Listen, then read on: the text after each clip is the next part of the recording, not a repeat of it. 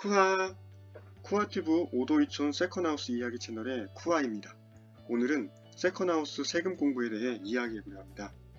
우리 삶의 방식 두 가지 틀인 도시생활과 전원생활 중에서 현재 도시생활 중이시며 도시지역 1주택을 보유 중이신 분들 중 여전히 전원생활에 대한 로망을 가지신 분들이 이 영상을 시청 중이시라면 저처럼 오도이촌 세컨하우스를 고민 중이실 거라 생각합니다. 그리고 세컨하우스로 활용할 전원주택 마련을 고민 중이신 분들 중에서 세컨하우스 매수를 결심하고 나서도 세금 관련 고민이 있으시다면 이 영상에 주목해주세요. 지금부터 세컨하우스 전원주택 매수에 대한 세제 혜택에 대해서 정리해보도록 하겠습니다.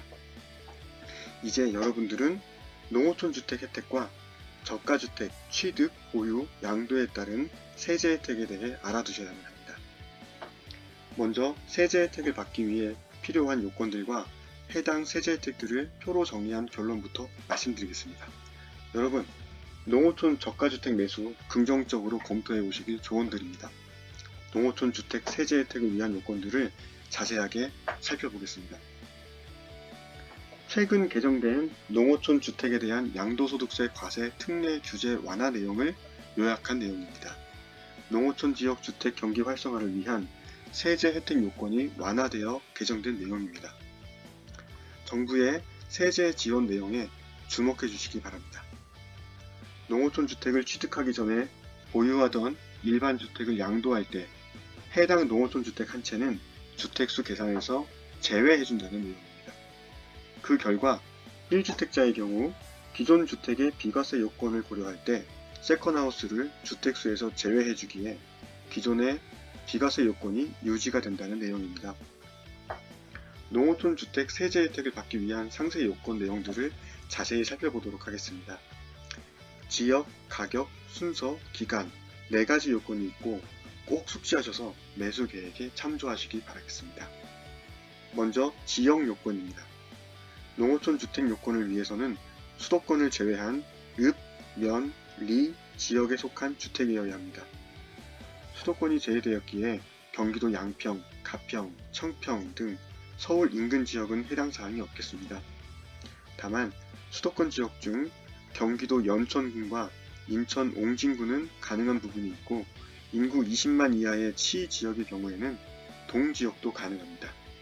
여기 인구 20만 이하 시지역 리스트를 참조하시고 기존 보유주택과 같은 읍면 지역이거나 연접한 지역의 경우도 제한사항이 있음을 참조하셔야겠습니다. 다음은 가격 요건입니다. 최초 주택 토지 매수 시 공시가 3억 이하를 만족하여야 합니다. 매수 이후 시세 상승은 무관하지만 토지의 추가 매수, 주택의 증개축 시 3억이 초과된다면 농어촌 세제 요건을 이탈하게 되며 유의하셔야 합니다. 그리고 가격 요건에만 집중하시다 보면 지방의 저렴한 아파트나 빌라도 가능한 것으로 착각하시는 경우가 있습니다. 여러분, 공동주택은 불가한 부분 꼭 유의하십시오. 다음은 순서 요건입니다. 기존 주택을 보유한 상태에서 추가로 매수하는 농어촌 주택에 한하여 세제 혜택을 부여받게 됩니다. 순서가 변경되면 혜택이 불가함에 유의하세요.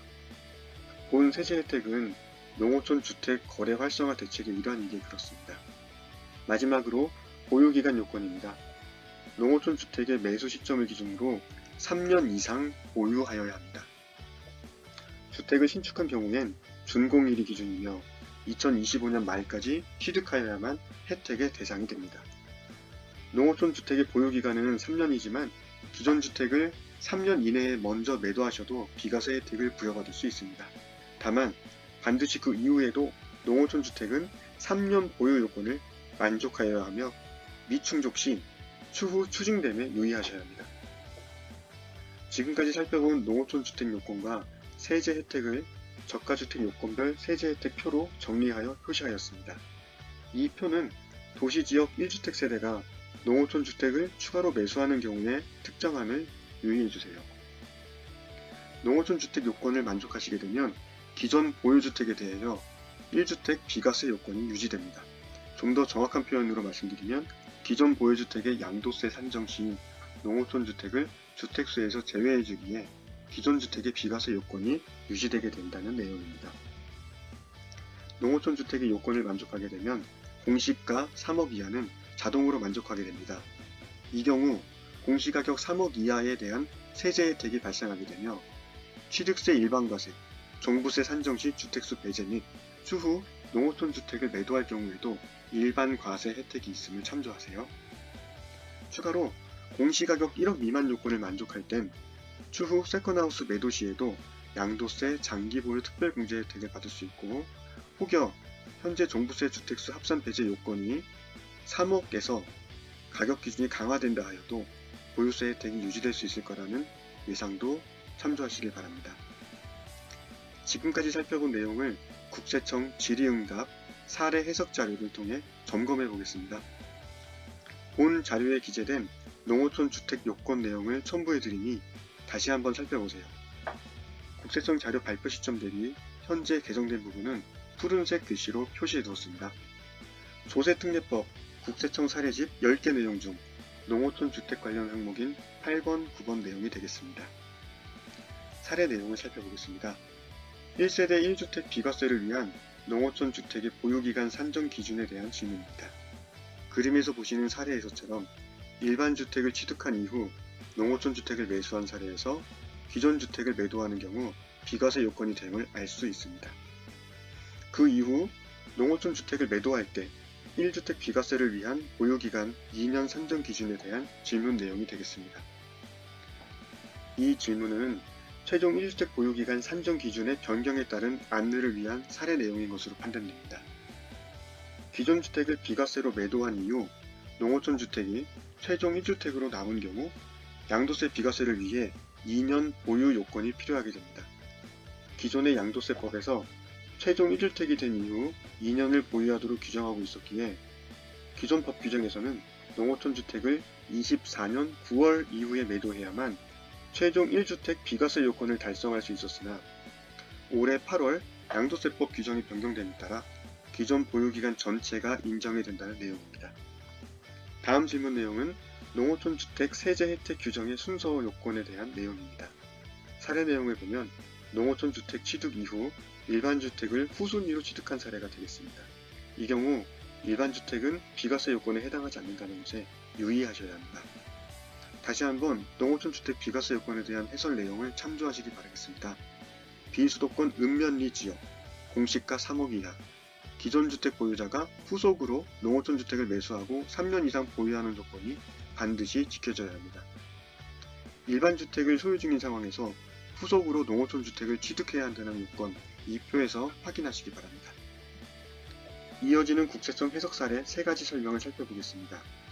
기존 1주택을 보유 중인 상황에서 기존 보유자던 농어촌 주택 부수 토지에 후속으로 농어촌 주택을 신축하여 취득하는 경우 농어촌 주택의 취득 시점은 신축 준공 시점이기에 농어촌 주택 요건에 해당한다는 내용입니다. 다음 두 번째 해석 사례입니다. 1번 기존 주택을 취득하고 1년이 지난 이후 2번 추가 주택을 매수하여 일시적 1가구 2주택 비과세 요건을 달성한 경우에 추가로 세 번째 농어촌 주택을 매수한 경우에도 1번 주택의 매도 시 양도세 비과세 요건이 유지된다는 내용입니다. 농어촌 주택의 혜택은 기존 주택 양도세 고려 시에 주택수에서 배제해주는 요건이기에 일시적 1가구 2주택의 요건을 따질 때에도 유효하게 작용함을 확인하실 수 있습니다.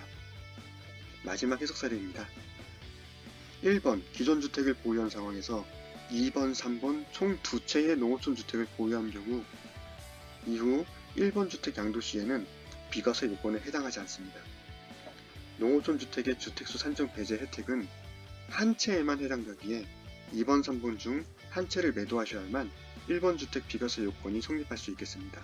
이 점도 반드시 유의하셔야겠습니다. 그럼 오늘 영상은 여기까지입니다. 농어촌 주택 절대 사지마. 네, 맞습니다. 정확한 세제 요건 내용을 숙지하시기 전에는 절대 사시면 안됩니다. 본 영상에 정리된 내용들 정지화면으로 상세한 부분까지 꼭 확인하시고 반드시 숙지하시길 바라겠습니다. 그럼 여러분들의 세컨하우스 마련을 응원합니다. 오늘 내용이 도움이 되셨다면 구독과 좋아요 부탁드립니다. 그럼 시청해주신 여러분 감사합니다. 좋은 하루 되세요. 바이바이.